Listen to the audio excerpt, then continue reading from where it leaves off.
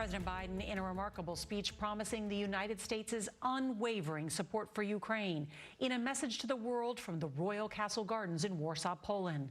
The president marked 1 year since Russia's invasion with a clear message to Vladimir Putin saying NATO has never been more united, democracies around the world are stronger than ever, and vowing that Russia will never win in Ukraine. In his State of the Nation address, Putin falsely tried to blame the West for the war. It was a 100-minute speech, and he also suspended Moscow's participation in the last remaining nuclear arms treaty with the United States.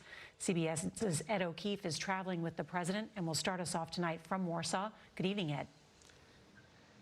Good evening, Nora. White House officials insist the president's speech wasn't designed to be a response to Vladimir Putin because it had been in the works for several weeks. But the dueling appearances led to a global tit-for-tat. The Russian leader accused Western nations of wanting to strike his country. The American president denied that and defended Ukraine's right to exist. President Biden in Warsaw, President Putin in Moscow, with dueling messages on the eve of the first year of war in Ukraine. Mr. Biden recalled his high-stakes trip to its capital. 1 year ago, the world was bracing for the fall of Kyiv.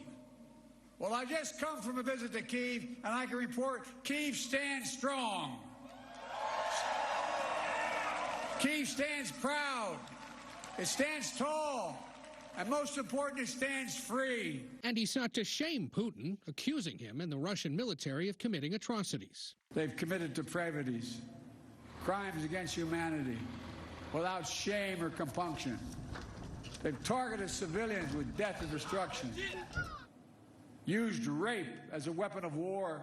Thousands of Polish citizens, Ukrainian refugees, and American diplomats and aid workers gathered to see the president, the centerpiece of a stage featuring smoke machines and resembling a rock concert. Hours earlier, Putin's national address was delivered to a room full of loyalists.